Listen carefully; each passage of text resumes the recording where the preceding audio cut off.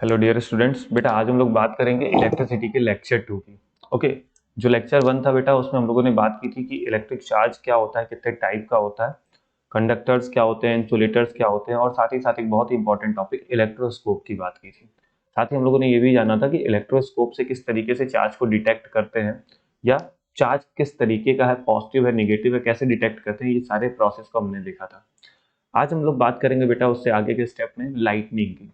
Lightning एक basic phenomena होता है जो कि एक नेचुरल और एटमॉस्फेरिक फेनोमेना होता है। इसमें क्या होता है, जैसे हम लोगों ने सुना होगा कि लाइटनिंग होती है यानी कि बिजलियां कड़कती हैं। तो ये बिजलियां कड़कती कैसे हैं या लाइटनिंग कैसे होती है हमारे एटमॉस्फेयर में, हमारे एक नेचुरल फेनोमेना है जो कि इसको समझते हैं। तो क्या कह रहा है देखिएगा, the phenomena of lighting is caused by the flow of electric charge from one cloud to the another or from a cloud to the ground। यानी कि लाइटनिंग एक ऐसा फेनोमेना होता है, बेसिकली ये जो लाइटनिंग है ये एक ऐसा फेनोमेना होता है जिसमें चार्जेस फ्लो होते हैं। अब चार्ज हमारे एटमॉस्फेयर में, यानी कि एटमॉस्फेयर में आपको क्या मिल रहा है, वहां पे क्लाउड, क्लाउड में चार्जेस होते हैं। एक्चुअली होता क्या है बेटा, यहाँ पे देखो क्लाउड में चार्ज आते कैसे। क्लाउड होता है, क्लाउड मोशन कर रहा होता है। अब एक क्लाउड दूसरे क्लाउड से फ्रिक्शन कर रहे होते हैं, और फ्रिक्शन से आपको पता है कि फ्रिक्शन से चार्ज जनरेट होते हैं, ये आपको पता है क्योंकि लास्ट लेक्चर में हम लोगों ने बात की थी। तो जब इन क्लाउड्स का फ्रिक्शन होता है तो ये क्लाउड्स चार्ज हो जाते हैं। ठीक है, तो जब भी कोई क्लाउड चार्ज होता है तो ये याद रखिएगा कि उसका जो नीचे वाला पार्ट होता है क्लाउड का, बॉटम वाला पार्ट निगेटिवली चार्ज होता है और उसके ऊपर वाला पार्ट पॉजिटिवली चार्ज हो जाता है। ठीक है, तो जब यही चार्जेस वन क्लाउड से अनदर क्लाउड जाते हैं या क्लाउड से ग्राउंड की तरफ आते हैं, तो यही चार्जेस आपको लाइटनिंग इफेक्ट को जनरेट करते हुए दिखाई देते हैं। अब चूंकि हमारे एटमॉस्फेयर में भी कई सारे चार्ज पार्टिकल्स फ्रीली क्या करते हैं, मोशन कर रहे होते हैं, तो उनकी हेल्प से ये चार्ज पार्टिकल्स आपको ये पूरा का पूरा एक तरीके से लाइटनिंग इफेक्ट मूव करते हुए दिखाई देता है। ठीक है, तो बेसिक समझिएगा कि ये हमारा पूरा का पूरा क्लाउड है।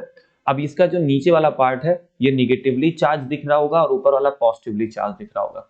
अब यही से चार्ज पार्टिकल नीचे की तरफ आना स्टार्ट करता है, या तो एक क्लाउड से दूसरे क्लाउड की तरफ आएंगे या तो क्लाउड से ग्राउंड की तरफ आते हैं, क्योंकि अगर नीचे वाला क्लाउड निगेटिवली चार्ज है तो ग्राउंड को हम उसके रिस्पेक्ट में पॉजिटिवली चार्ज मानते हैं। ठीक है, तो यहां से चार्ज निकल कर पॉजिटिव की तरफ आता है, यानी कि निगेटिव चार्ज पॉजिटिव की तरफ आएगा। अब जैसे मान लीजिए कि ये एक बिल्डिंग है, बिल्डिंग का टॉप पॉजिटिवली चार्ज माना जा रहा है, तो क्लाउड का निगेटिव चार्ज यहां से फ्लो होता हुआ पॉजिटिव चार्ज की तरफ आएगा। क्यों? क्योंकि निगेटिव और पॉजिटिव के बीच में अट्रैक्शन होता है। ठीक है, और यहां पर पॉजिटिव चार्ज कैसे आता है, जैसे ये क्लाउड के फ्रिक्शन से यहाँ निगेटिव चार्ज जनरेट होता है, वैसे ही एयर के फ्रिक्शन से यहां पर पॉजिटिव चार्ज जनरेट हो जाता है। ठीक है, तो ये आपको लाइटनिंग इफेक्ट हमको आपको दिखाई देता है। ओके, आगे बात करते हैं। कह रहा है lightning usually occur within a cloud in the sky, it is called sheet lightning। अगर lightning क्लाउड से क्लाउड के बीच में हो रही है, यानी कि अगर लाइटनिंग एक क्लाउड से दूसरे क्लाउड के बीच में हो रही है, यानी कि विद इन द क्लाउड्स हो रही है, तो उसे बोलते हैं बेटा शीट लाइटिंग। क्या बोलते हैं? Sheet lighting. लेकिन अगर यही लाइटिंग क्लाउड से ग्राउंड की तरफ आ रही है तो क्या कह रहा है, sometimes lightning occur between the cloud and to the earth, earth यानी कि ग्राउंड की तरफ, then it is called fork lightning. तब हम इसे क्या बोल देते हैं बेटा? Fork lightning. तब इसको फॉर्क लाइटनिंग बोला जाता है। याद रखिएगा, क्लाउड से क्लाउड के बीच की लाइटनिंग को शीट और क्लाउड से ग्राउंड के बीच की लाइटनिंग को फॉर्क लाइटनिंग बोलते हैं। अब ये जो लाइटनिंग इफेक्ट जनरेट होता है बेटा, ये बहुत ही हार्मफुल भी होता है, यानी कि बहुत डेंजरस होता है, इससे बहुत नुकसान भी हो सकते हैं, इसलिए आपको थोड़ा सा सिक्योर रहना पड़ता है। तो इससे रिलेटेड क्या क्या प्रिकॉशंस आप ले सकते हैं, इसको देखते हैं। प्रिकॉशंस क्या क्या हो सकते हैं? Stay away from the door. अगर आप घर में हैं और लाइटनिंग हो रही है तो आप अपने घर के दरवाजों से, विंडोज से, इलेक्ट्रिकल एप्लियंसेस से थोड़ा सा डिस्टेंस बना के रखें ताकि उसका इफेक्ट आप तक ना आए। Take shelter inside a building. अगर आप घर के बाहर हैं तो सबसे पहले आपको घर के अंदर आना है, किसी भी बिल्डिंग के अंदर जाना है जहां आपके ऊपर एक छत हो। Do not take shelter under a tall object like tree.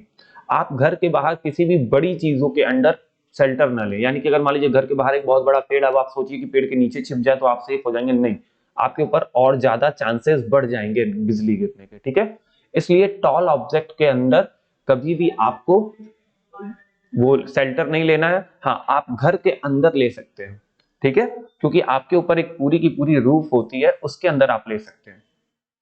Avoid using umbrellas and stay away from the metal fence. आप अगर अम्ब्रेला यूज कर रहे हैं तो उसको भी जल्दी से यूज मत करिए। क्या होता है कि अगर लाइटनिंग है, जैसे मान लीजिए कि ऊपर क्लाउड है, ऊपर क्या है, क्लाउड है, और यहाँ पे अगर आप अम्ब्रेला यूज कर रहे हैं, जैसे मान लीजिए बेसिकली ये आपका अम्ब्रेला होता है, अगर आप इस तरीके से कोई अम्ब्रेला यूज कर रहे हैं तो क्या होता है बेटा कि आपका अम्ब्रेला आपके सर के ऊपर होता है, और ज्यादा मैक्सिमम अम्ब्रेला का पार्ट क्या होता है, मेटल का बना होता है, और ये निगेटिवली चार्ज वाली, तो यहाँ से चार्ज, यहाँ से जो लाइटनिंग इफेक्ट होता है वो सबसे पहले आएगा आपके अम्ब्रेला के ऊपर, और चूंकि ये मेटल का बना होता है तो आपको इलेक्ट्रिक शॉक भी लगने के चांसेस बढ़ सकते हैं, तो इसलिए लाइटनिंग जब होती है तब आप अम्ब्रेलास का यूज ना करें, ठीक है। तो बेटर, सबसे बेटर ऑप्शन ये होता है कि आप किसी बिल्डिंग के अंदर शेल्टर ले लें, ओके। लेकिन अगर मान लीजिए कभी भी आप ऐसी जगह है जहां कुछ भी नहीं है छिपने के लिए, तो उस कंडीशन में सबसे अच्छी चीज होती है कि आप अपना नी डाउन करके वहां बैठ जाएं मिनिमम हाइट पर, यानी कि आप खड़े ना रहें। आप खड़े रहने से अच्छा है कि आप क्या करें बेटा, बैठ जाएं कुछ इस तरीके से, ठीक है, नी डाउन करके आराम से बैठ जाएं, पूरा सर को नीचे करके। तो अगर आपके पास कोई ऑप्शन नहीं दिखाई देता है आपको चारों तरफ तब, ओके। अब बात करते हैं लाइटिंग कंडक्टर की। लाइटिंग कंडक्टर बेसिकली एक ऑब्जेक्ट होता है, एक डिवाइस होता है लाइटनिंग कंडक्टर। कह रहा है lightning conductor is a device used to protect a building from the effect of lightning. Lightning के इफेक्ट से किसी भी बिल्डिंग को सेव करने के लिए हम लोग एक डिवाइस का यूज करते हैं, that is called lightning conductor, okay. So the lightning conductor is a device used to protect a building from the effect of lightning. Basically, the tall buildings are protected from the lightning by using this device. होता क्या है, जो tall buildings होती हैं आपको मालूम होगा, tall buildings के ऊपर आपने देखा होगा एक टावर टाइप का लगा होता है, नॉर्मली मेटल टावर टाइप का लगा होता है। वो मेटल टावर टाइप के क्यों होते हैं, ठीक है, एक पतला सा डंडा कोई भी मेटल का लगा है, काफी लंबा तक लगा रहता है। तो जनरली ऐसा क्यों होता है, टॉल बिल्डिंग्स में इस तरीके के इक्विपमेंट्स लगाए जाते हैं। बेसिकली ये लाइटनिंग कंडक्टर होते हैं। ये डायरेक्टली किससे कनेक्ट होते हैं, ये सब टावर डायरेक्टली अर्थ से कनेक्ट होते हैं, यानी कि टॉल बिल्डिंग्स के ऊपर होते हैं और फिर वो डायरेक्टली आगे कनेक्ट होते हैं अर्थ को। क्यों होते हैं इसको भी अभी मैं समझाता हूं। बेसिकली अब थोड़ा सा इसमें और मैं बातें कर लेता हूं। So this is made up of thick strip of metal. Basically ये जो लाइटनिंग टावर होता है, लाइटनिंग कंडक्टर होता है, इसे मेटल का बनाया जाता है, थिक मेटल का बनाया जाता है। तो इस थिक मेटल में कॉपर यूज हो सकता है, मैक्सिमम टाइम कॉपर यूज करते हैं, ठीक है। और इसको जिसने इन्वेंट किया था उनका नाम था बेंजामिन फ्रैंकलिन। बेंजामिन फ्रैंकलिन ने इसको इन्वेंट किया था। अब एक्चुअली इसका काम होता क्या है, ज्यादातर इसको हम लोग टॉल बिल्डिंग्स के ऊपर लगाते हैं। वहां पर सेटअप करने का मतलब ये होता है कि हमारी टॉल बिल्डिंग्स है, तो टॉल बिल्डिंग्स के ऊपर ज्यादातर लाइटनिंग इफेक्ट आता है। तो उस बिल्डिंग को लाइटनिंग इफेक्ट से सिक्योर करने के लिए हम लोग उसके ऊपर क्या लगा देते हैं, लाइटनिंग कंडक्टर। अब मैक्सिमम जो भी यहाँ पर लाइट आती है, यहाँ पर जो भी लाइट आनी है वो बिल्डिंग पर ना गिर के डायरेक्टली किस पर आती है, इसी कंडक्टर पर आ जाती है, वो बिल्डिंग पर नहीं आएंगी, ठीक है। तो बिल्डिंग से कन्वर्ट होके वो इस कंडक्टर पे आती है। अब ये कंडक्टर डायरेक्टली कनेक्ट होता है बेटा अर्थ से। अब इस कंडक्टर के थ्रू सारा चार्ज कहाँ चला जाता है, अर्थ में चला जाता है, यानी कि बिल्डिंग को विदाउट एनी हार्म पहुंचाए ये सारा का सारा चार्ज अर्थ के अंदर चला जाता है, ताकि बिल्डिंग के ऊपर कोई भी हार्म ना आए। अगर डायरेक्टली बिल्डिंग के ऊपर ये सारी लाइटनिंग इफेक्ट आती तो बिल्डिंग को हार्म होता, यानी कि बिल्डिंग की उसकी जो स्ट्रेंथ है वो सब वीक हो जाती, धीरे धीरे डे बाय डे उस पर एक बहुत बुरा इफेक्ट आने लगता बिल्डिंग पर। तो उसको सेफ रखने के लिए हम लोग यहाँ पर लाइटनिंग कंडक्टर का यूज करते हैं, जिसका इन्वेंशन बेंजामिन फ्रैंकलिन ने किया था। ओके बेटा, तो ये कुछ इस तरीके से काम करता है। तो ये तो हो गई बेटा अभी तक चार्ज की बात है। अब हम लोग थोड़ा सा अपने इलेक्ट्रिसिटी एट होम की बातें कर लेते हैं कि हमारे घरों में जो इलेक्ट्रिसिटी होती है उनमें किस तरीके से हम चीजों को बात करते हैं। तो सबसे पहले बात आती है वायरिंग की। बेसिकली हमारे हाउस होल्ड अप्लायंस में अगर हम बात करते हैं, हाउस होल्ड अप्लायंसेस हमारे जिस कनेक्ट होते हैं वो एक सिस्टम से कनेक्ट होते हैं जिसको हम बेसिकली वायरिंग कहते हैं। So the household appliances are connected to the main power switch. हमारे घरों में एक मेन पावर होता है, उससे कनेक्ट होता है और वहीं से इलेक्ट्रिकल सप्लाई हमारे घरों में आती है। और यहाँ पर जो इलेक्ट्रिकल सप्लाई बेटा हमारे घरों में आती है उनमें हम 3 टाइप के वायर यूज करते हैं। बेसिकली हमारे पास कितने वायर होते हैं घर की वायरिंग के लिए? 3 टाइप के वायर होते हैं। पहला वायर होता है लाइव वायर, दूसरा वायर होता है न्यूट्रल वायर, थर्ड वायर होता है अर्थ वायर। तो ये 3 तरीके के वायर हमारे घरों में सप्लाई में यूज होते हैं, यानी कि पूरी वायरिंग में। अब ये जो लाइव वायर होता है बेटा, ये रेड एंड ब्राउन कलर का होता है। मैक्सिमम टाइम जो एक स्टैंडर्ड वायरिंग होती है उसमें हम रेड और ब्राउन कलर का वायर यूज करते हैं लाइव वायर के लिए। ब्लैक या ब्लू कलर का वायर हम न्यूट्रल वायर के लिए यूज करते हैं, और ग्रीन या येलो कलर का वायर हम अर्थ वायर के लिए यूज करते हैं। ओके, अब ये जो लाइव वायर होता है इसमें करंट फ्लो होता है, तो लाइव वायर करंट को कैरी करता है। सारा करंट कहां से पास होता है? लाइव वायर से पास होता है। न्यूट्रल वायर क्या करता है? न्यूट्रल वायर इसी करंट को वापस लेके आता है, यानी कि सर्किट को कंप्लीट करने का काम करता है। जो करंट लाइव वायर से जा रहा है इलेक्ट्रिकल एप्लियंस में, तो इलेक्ट्रिकल एप्लियंस से वापस मेन बोर्ड तक लाने का काम कौन करेगा? न्यूट्रल वायर करता है। सॉरी, हाँ, न्यूट्रल वायर करता है। इसके बाद आता है earth wire. Earth wire extra current को, पूरे सर्किट में जो भी एक्स्ट्रा करंट है उसको एब्जॉर्ब करने का काम करता है। ज्यादातर ये एप्लियंसेस से कनेक्ट होता है, ठीक है। तो यहां पर देखिए वही चीज हमें समझनी है, तो हम कह सकते हैं the electricity supply at home is provided through 3 electrical wire, basically the live wire which is the red and brown color, neutral wire which is in the color of black or blue, and the earth wire the color is green or yellow. So the live wire carries the current into the appliances at a high voltage, neutral wire complete the circuit, ठीक है, and the earth wire absorb extra current from the circuit and prevent from electric shock. Is that clear? अब ये जो wiring होती है बेटा, इसका भी एक सिस्टम होता है सीरीज वायरिंग में, यानी कि सीरीज सिस्टम और पैरेलल सिस्टम, यानी कि सीरीज कनेक्शन और पैरेलल कनेक्शन। इसमें किसका कनेक्शन? इलेक्ट्रिकल एप्लियंसेस का कनेक्शन। तो बात करते हैं सीरीज कनेक्शन की। तो अगर हम बात करेंगे सीरीज कनेक्शन में, इनमें जितने भी इलेक्ट्रिकल एप्लियंसेस हैं, सारे के सारे इलेक्ट्रिकल एप्लियंसेस एक सिंगल लाइन में कनेक्ट होते हैं। अगर कोई भी एप्लियंस काम करना बंद करता है या कोई भी एप्लियंस खराब हो जाता है, तो बाकी के अदर एप्लियंस भी काम नहीं करते, क्योंकि करंट को फ्लो होने के लिए केवल एक ही पाथ है। अगर कोई भी इलेक्ट्रिकल एप्लियंस खराब हुआ तो पाथ वहीं हो जाता है ब्रेक और सर्किट अनकंप्लीट, इसलिए कोई भी इलेक्ट्रिकल एप्लियंस काम नहीं करता है। तो कह रहा है in series connection all appliances are joined in a line, if any device is faulty, खराब हो या स्टॉप हो जाए वर्क करना, then rest of the devices also stop working. कोई काम किसी डिवाइस का नहीं हो पाएगा, ठीक है। लेकिन अगर यही कनेक्शन पैरेलल हो जाए, तो पैरेलल में क्या होता है, हर एक एप्लियंस के लिए एक अलग वायर जाता है मेन बोर्ड से, ठीक है। तो उनमें कोई भी वायर खराब हो कोई फर्क नहीं पड़ता है, कोई भी इलेक्ट्रिकल एप्लियंस खराब हो कोई फर्क नहीं पड़ता है, क्योंकि एक सिंगल वायर से एक ही एप्लियंस कनेक्ट है वहां पर। वो खराब हो गया तो क्या हुआ, बाकी वायर में तो करंट फ्लो हो रहा है, बाकी के एप्लियंस काम करते हैं। तो इसीलिए हम लोग कह सकते हैं कि in a parallel connection all the devices are connected across the main supply. If any devices is faulty or stop working, then this will have no effect on the rest of the devices. Is that clear? Okay. Now mains, हमारे घरों में एक जिसे main board होता है उसको हम लोग बोलते हैं मेंस। तो हमारे घरों में एक मीटर होता है, मीटर से कनेक्ट हो जाता है मेन बोर्ड। तो उसी मेन बोर्ड में होता है फ्यूज, एक मेन फ्यूज भी होता है हमारा, उसी बोर्ड में होता है। वहीं से सारी इलेक्ट्रिसिटी हमारे घरों में आती है, यानी कि जो सबसे मैक्सिमम करंट, एक तरीके हमारे घर का जो मेन करंट होता है वो एक मेन बोर्ड से ही पास होता है। From the meter the current passes through the main switch to the main fuse, और उसके बाद हमारे घरों में आता है। फिर इसके बाद प्लग। प्लग्स क्या होते हैं? नॉर्मली हमारे पास बहुत तरीके की इलेक्ट्रिकल डिवाइसेस होती हैं जिनमें हम प्लग का यूज करते हैं। तो कह रहा है a plug usually consist of 3 pins. The 2 longer pins are connected in the live and the neutral wire, and the longer and the thicker pin is earth pin. अब देखिएगा इस तरीके का एक 3 प्लग होता है, जैसे हम बेसिकली 3 प्लग, 2 प्लग भी आता है, बेसिकली 3 प्लग को समझते हैं, 2 प्लग तो बहुत ज्यादा नहीं, 3 प्लग को समझते हैं। 3 प्लग में ये जो दो छोटी छोटी, एक ये और एक ये जो दो छोटे छोटे पिन्स होते हैं, ये एक लाइव वायर को कनेक्ट करता है और दूसरा न्यूट्रल वायर को कनेक्ट करता है। यानी कि यहां से करंट ऐसे जाएगा और यहां से वापस आएगा, ये सर्किट को कंप्लीट करता है।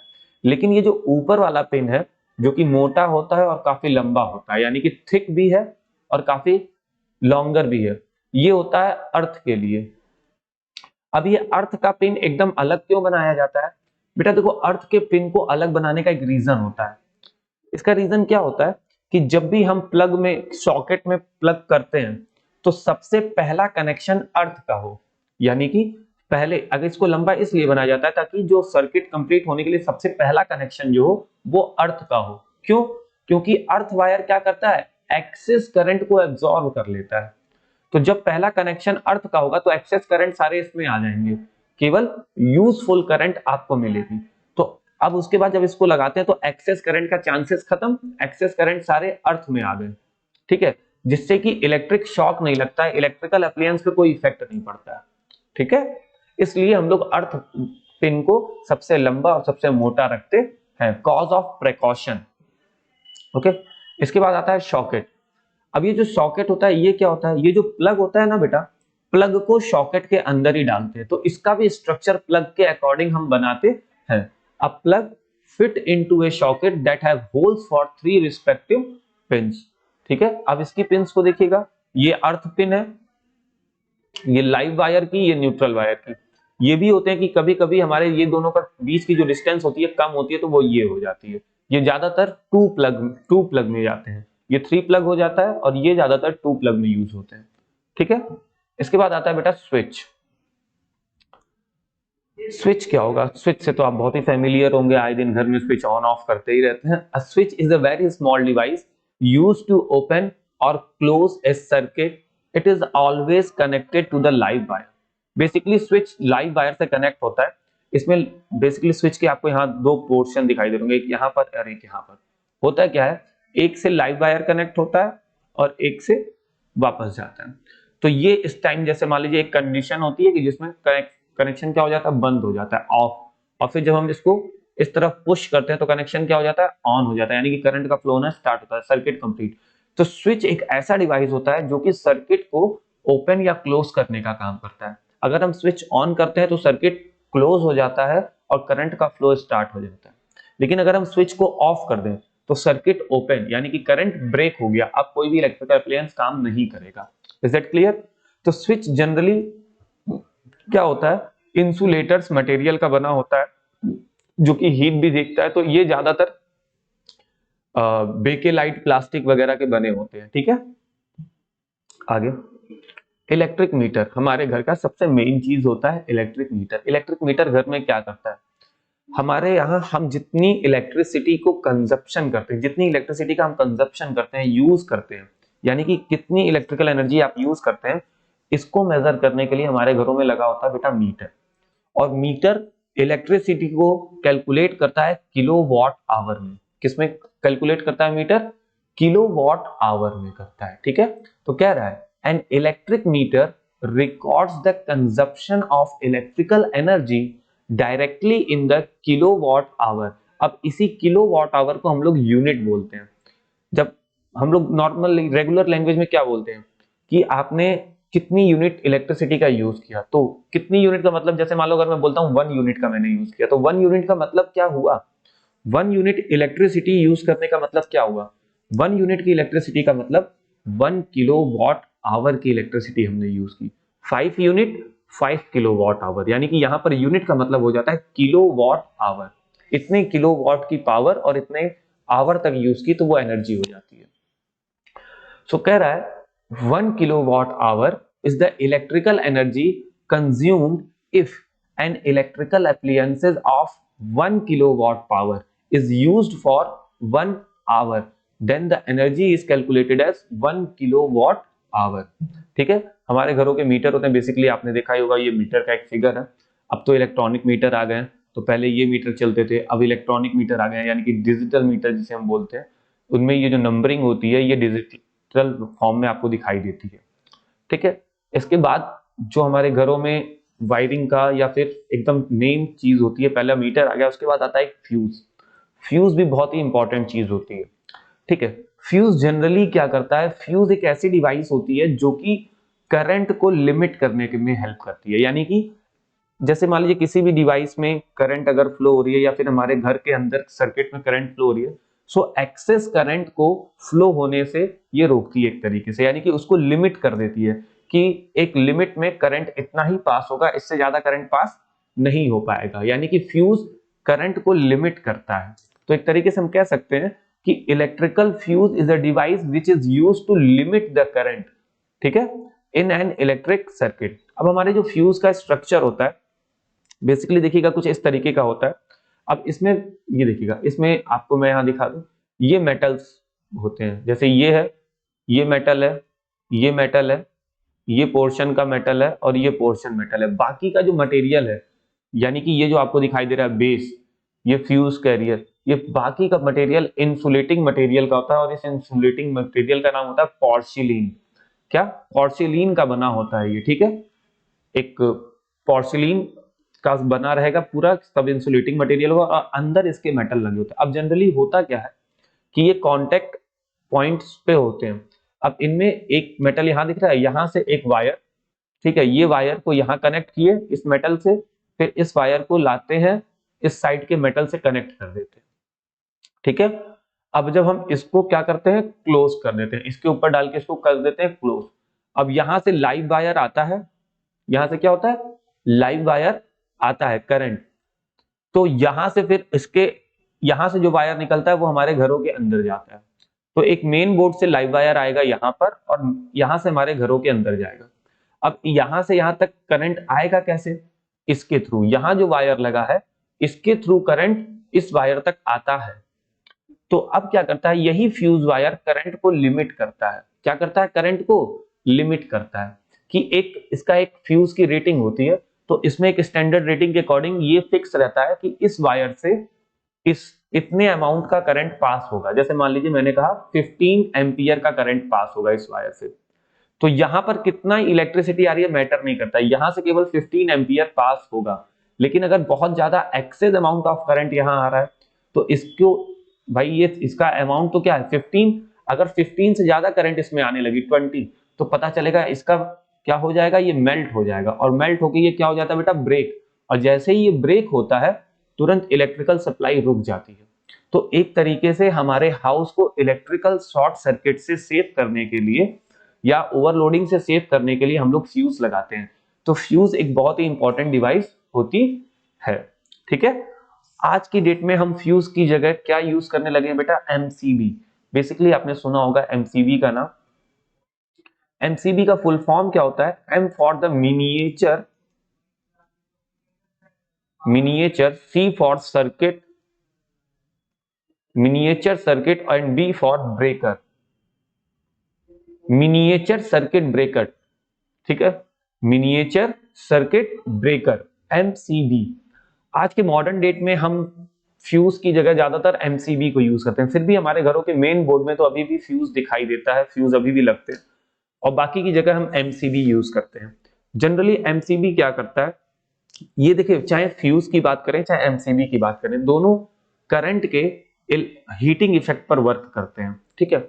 एमसीबी डाउन हो जाता है, एमसीबी क्या हो जाता है, डाउन हो जाता है। जब ऐसे भी कोई एक्सेस करंट आने लगता है तो एमसीबी डाउन हो जाता है, हमें वापस उसको क्या करना रहता है, पुल अप करना रहता है और फिर हमारा काम हो जाता है। लेकिन फ्यूज, जब फ्यूज होता है, जब फ्यूज का वायर ब्रेक होता है तो हमें फ्यूज को निकाल के उसका पूरा वायर चेंज करना पड़ता है और वापस लगाना पड़ता है, ठीक है। आगे देखते हैं, आगे बात करते हैं बेटा। अब हम लोग कुछ बेसिक फार्मूला की बात कर लेते हैं इस चैप्टर के रिगार्डिंग, हमको कुछ बेसिक फार्मूला जानना है, समझिएगा। चार्ज, चार्ज क्या होता है और कैसे कैलकुलेट करते हैं। Charge is equal to the, किसी भी ऑब्जेक्ट में टोटल चार्ज कैसे कैलकुलेट करते हैं, number of charge and charge on one electron.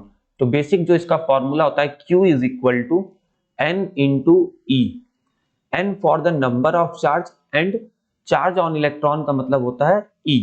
तो इससे आपको टोटल चार्ज की वैल्यू मिलती है। चार्ज की जो यूनिट होती है बेटा उसे बोलते हैं कूलम, इसको कैपिटल C से डिनोट करते हैं। इसके बाद आता है current, current is equal to charge by time, यानी कि द करंट, कैसे बोल सकते हो, तो करंट को अगर डिफाइन करना होगा तो क्या बोलोगे, the charge flow in a unit time is called current, ठीक है।